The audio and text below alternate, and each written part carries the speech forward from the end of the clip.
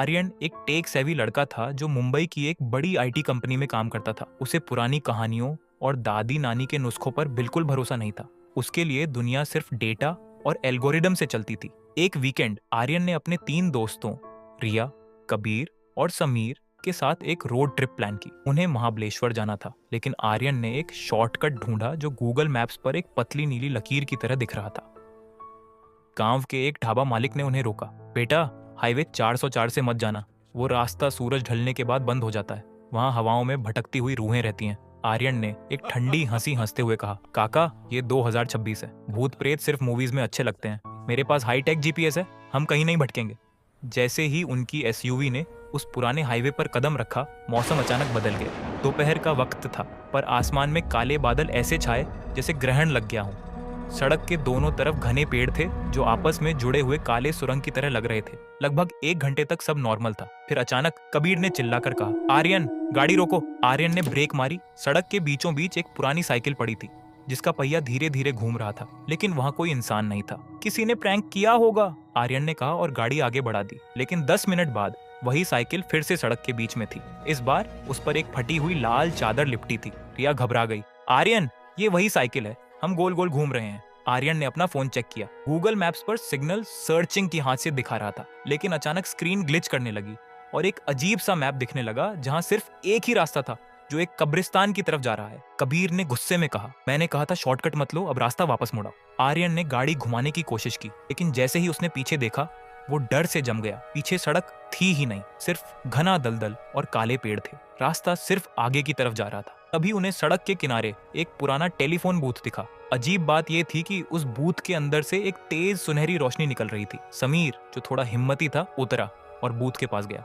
उसने देखा कि बूथ के अंदर कोई फोन नहीं था, बल्कि एक बड़ा कांच का बॉक्स था जो सोने के सिक्कों और हीरों से भरा था। बूथ के ऊपर एक बोर्ड लगा था, वही लो जो तुम्हारा है, वरना वो ले लिया जाएगा जो तुम्हारा सबसे प्यारा है। समीर की आंखों में लालच आ गया। गाइस देखो, हम अमीर हो गए। उसने बॉक्स का ताला तोड़ने की कोशिश की। रिया ने चिल्लाया, समीर वापस आओ, ये सब ठीक नहीं लग रहा।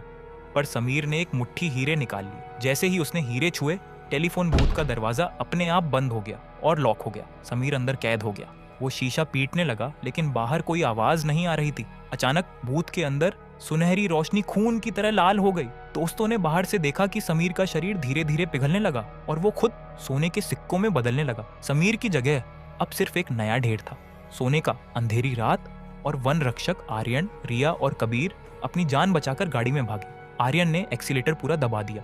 तभी उनकी गाड़ी के डैश कैम पर एक इमेज दिखाई दी। गाड़ी के ऊपर कोई बैठा था, एक भयानक चेहरा जिसकी आंखें नहीं थी, सिर्फ 2 काले गड्ढे थे। तुमने कानून तोड़ा है, एक भारी आवाज कार के स्पीकर से आने लगी। ये वही हाईवे का रक्षक था। उसने कहा, इस हाईवे पर सिर्फ वही चलता है जिसका मन साफ हो। तुम्हारे दोस्त ने लालच दिखाया, अब तुम्हारी बारी है। गाड़ी अचानक रुक गई। सारा इलेक्ट्रॉनिक्स फेल हो गया। आर्यन ने देखा कि सड़क पर हजारों की तादाद में लोग खड़े हैं। सबका चेहरा एक जैसा था। वो लोग जो सालों पहले इस हाईवे पर गायब हो गए थे। वो सब धीरे धीरे कार की तरफ बढ़ने लगे। रिया रोने लगी, हमें माफ कर दो, हमें नहीं पता था। रक्षक ने एक शर्त रखी, अगर तुम में से कोई एक अपने सबसे कीमती चीज कुर्बान करेगा तो बाकी 2 बच जाएंगे। आर्यन ने सोचा, उसकी कीमती चीज उसका करियर और फोन था। उसने अपना फोन बाहर फेंक दिया। रक्षक हंसा, नहीं इंसान, सबसे कीमती है तुम्हारा घमंड, प्राइड। आर्यन को एहसास हुआ कि उसका ये मानना कि वो सब कुछ जानता है और वो नेचर से ऊपर है, वही उसका घमंड था। आर्यन ने अपने घुटनों पर गिरकर माफी मांगी। मैं हार गया, मैं गलत था। जैसे ही आर्यन ने अपना घमंड छोड़ा, रास्ता अचानक खुल गया। दूर से एक ट्रक की हेडलाइट दिखी।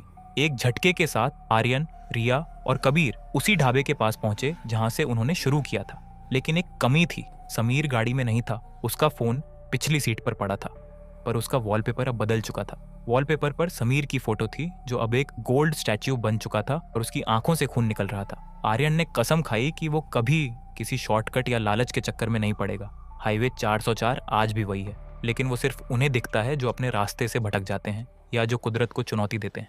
कहानी की सीख, लालच और घमंड, प्राइड, इंसान के सबसे बड़े दुश्मन हैं। साइंस चाहे कितनी भी आगे बढ़ जाए, कुदरत और पुराने उसूलों का अपना एक वजूद होता है।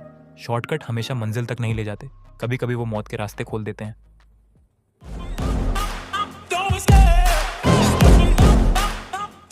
कहानियों में छुपा एक डर, से राज के साथ राज बने सफर।